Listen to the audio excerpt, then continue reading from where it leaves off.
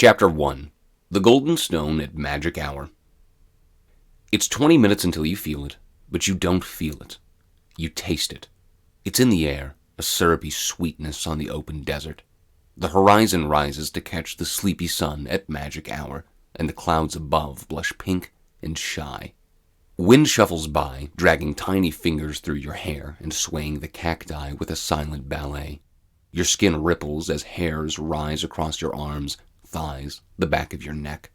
If you listen, you can hear your spine opening up disc by disc, sucking in the little smiley face tabs. Eyes closed, you inhale October air, sweet, crisp and pure. From the past, a ghost echo. Careful, it kicks like a mule.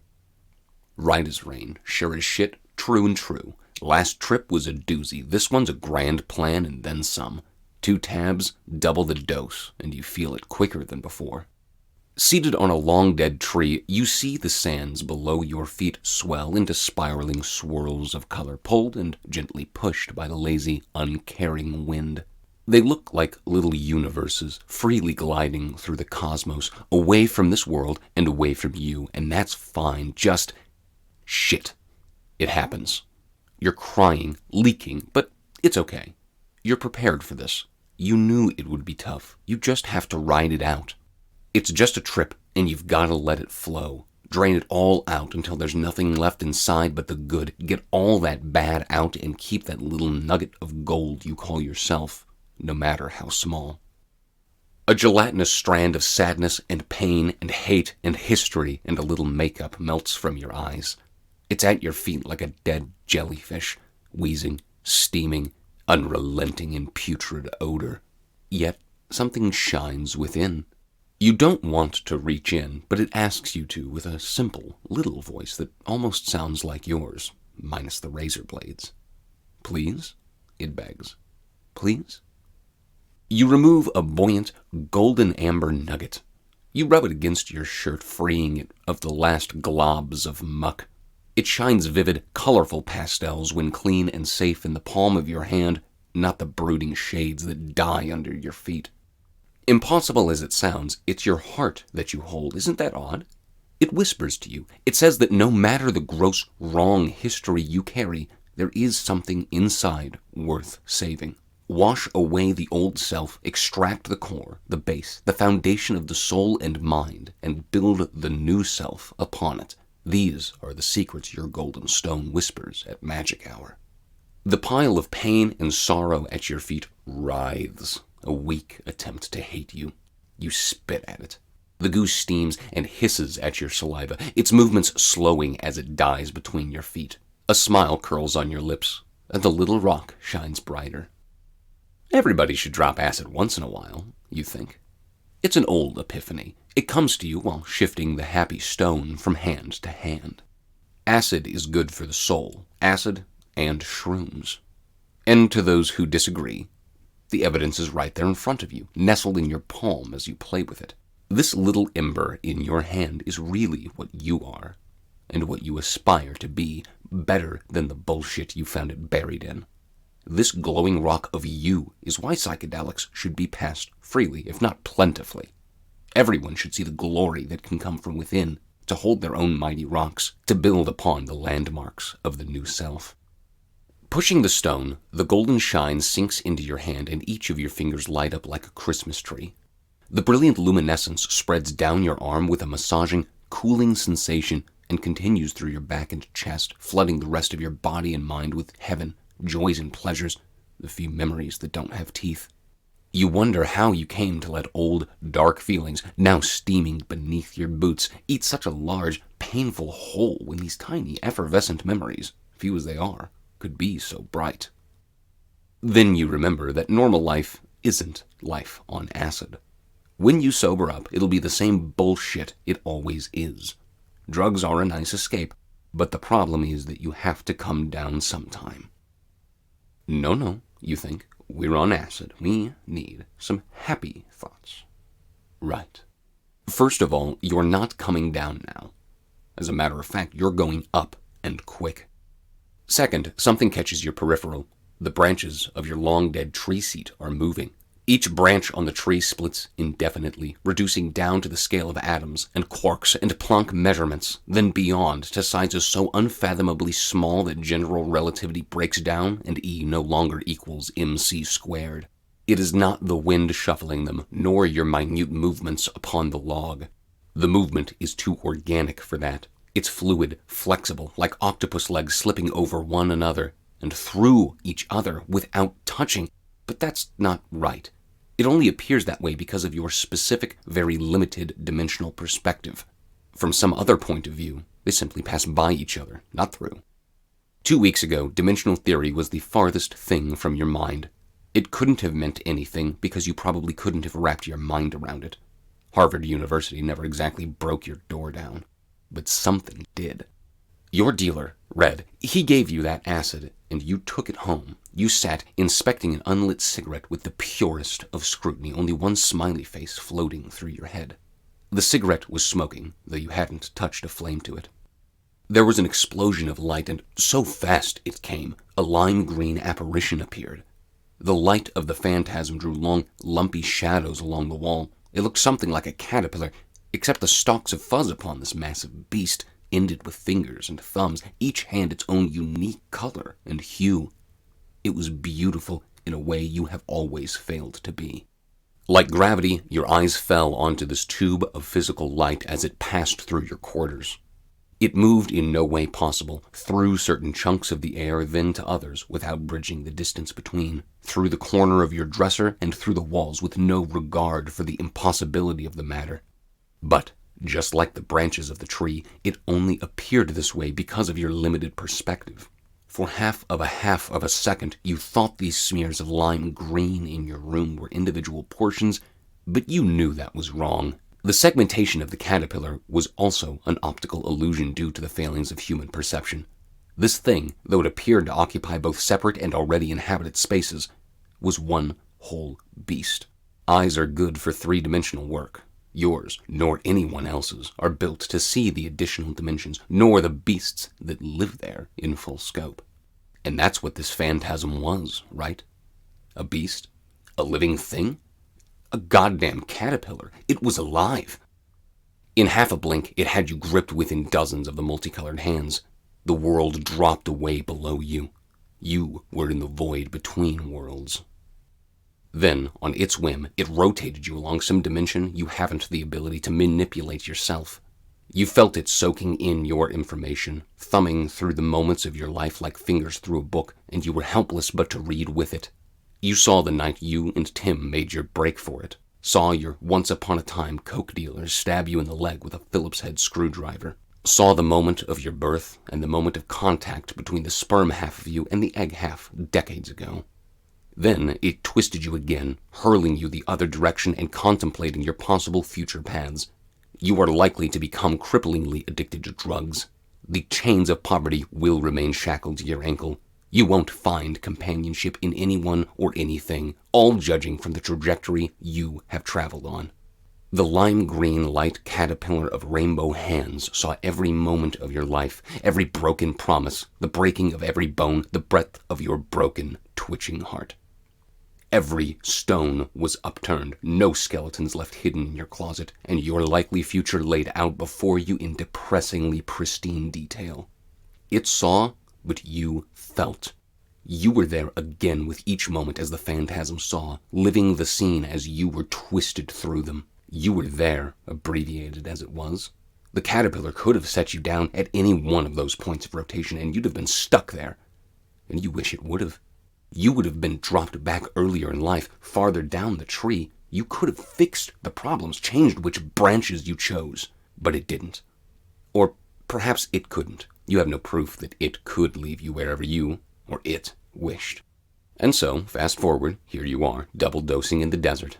When it comes, if it comes, you'll try to communicate this time. It might be impossible, but until recently you never thought more than 3 dimensions were possible, let alone worthy of your brain power. Who knows what the future is to hold? You light another cigarette and enjoy the sunset. There's nothing in the world like an Arizona sunset. Nothing at all. You'll miss it when it's gone.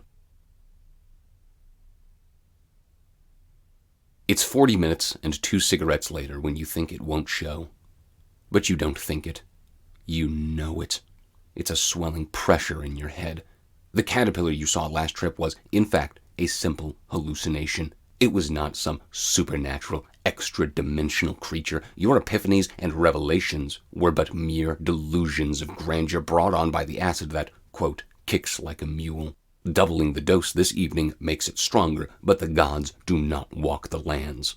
It's pure, suffocating fact. The last cigarette was just minutes ago, but you don't want to die without one in your hands. Feels like you're having a heart attack. It's lit in a moment, the hot end a pulsating little quasar as you leave your familiar log into the forgotten, drying pile of emotions that you leaked. You cannot be there anymore. There's weird vibes in the air there. That log is a bad place. Condemned ground even the devil wouldn't piss on. You cannot be there, or you will die. Period. You left the Jeep 100 steps away, but that was before the acid. Now it's 12 miles and you're winded when you arrive. You pop the door and the glove box open, where sits Dirty Harry next to your cell phone. The gun is heavy in your hand, unnaturally so. You've held this gun 1,000 times, at someone sometimes, to your head once before, but mostly to clean and to polish it. Perhaps the only thing your father taught you in your life, gun maintenance. You still can't drive stick, but you can clean a firearm in your sleep. Thanks, Dad.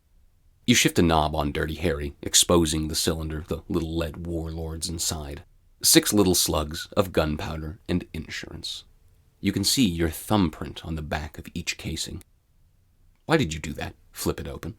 Force of habit? A nervous tick? Seeing it on the silver screen too often. You slap it back in and slap yourself for good measure. Keep it together, you think. Happy thoughts. Don't want a bad trip, so let's get some... There's a loud, retching noise.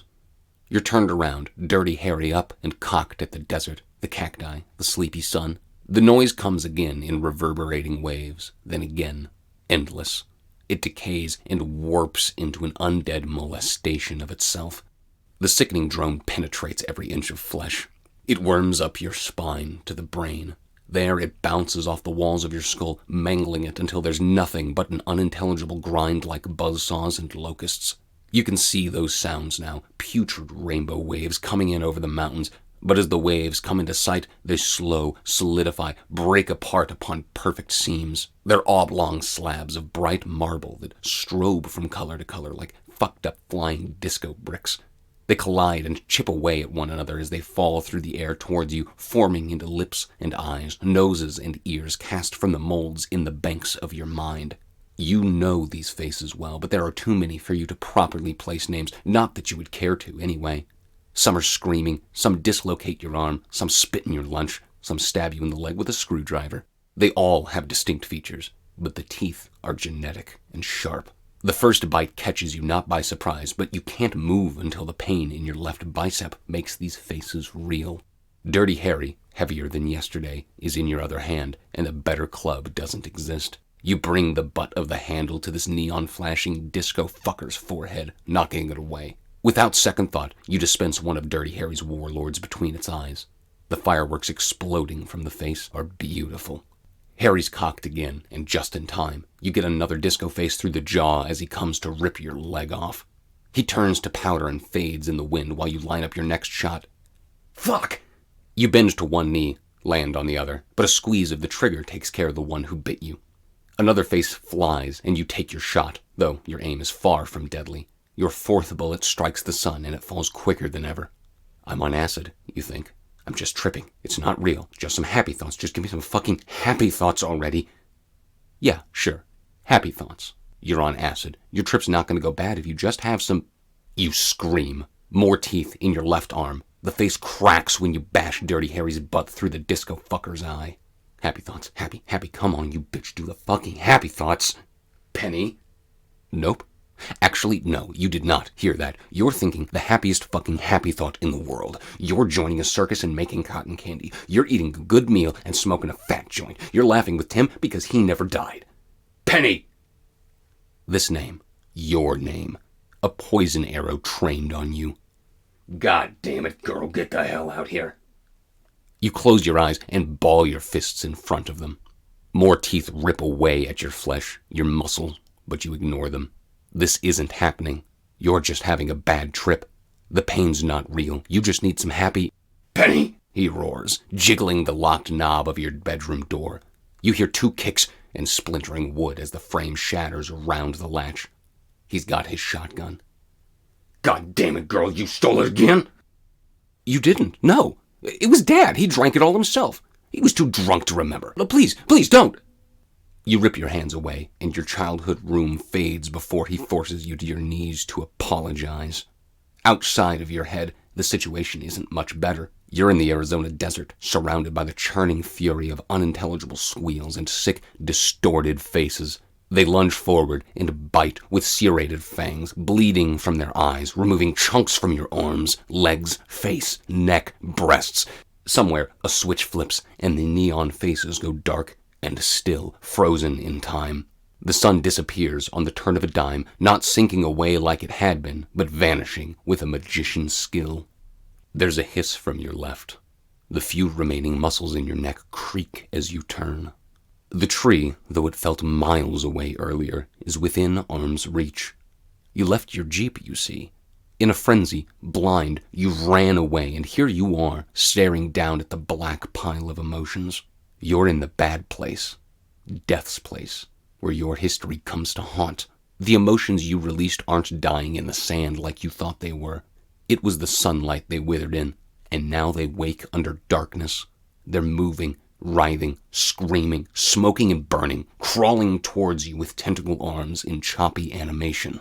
For yards behind it, the earth is scorched in its wake. The wind that treated you so nicely turns the tide, sending the vile stench of those feelings on your face to choke on.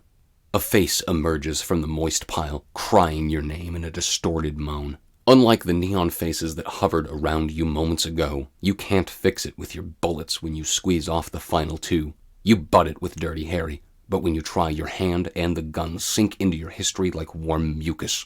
It burns like sulfuric acid, and when you pull your hand out, it's just the bones, no meat, steaming and dripping. You can see the outline of a cactus and stars in the sky through your palm. Dirty Harry dissolves within your acidity. The pile emotion thing crawls at you, hissing promises of torture and pain. Your legs won't take you away from this monster you released from inside. You can barely keep yourself upright on these 1,000-foot stilts. It can't hurt you. You're tripping balls. Of course it's not real, no matter how clearly you can see between the bloody bones of your fucking hand. But that's not the pain you're shying away from. You've had teeth knocked out, know what the business end of a cigarette feels like, broken more bones than you know you've had. You've been stabbed twice, 3 times if you count the screwdriver, which you're goddamn right you do. That pain you know how to deal with. The pile thing promises something worse. It wants you to feel guilt. Shame. It wants you to remember the lowest moments of your life while you suck off Dirty Harry and take a lead load to the noggin. It'll laugh when you do. The emotion thing touches the tip of your boot, and you scream. Feels like you're breathing sandpaper. A surge of rattling, shaking energy fills your legs, pushes you, running from your demons through the dark shadows of tall cacti and desert scrub. Your heart kicks like a mule on cocaine, spurting impossible squirts of blood from the bite marks riddling your body. Visibility is lacking at best, and it doesn't help that you keep checking to see if the pile thing is advancing. The darkness takes the already bruised colors of jelly that chase you and paints them a thick, tar black, and yeah, the son of a bitch is gaining.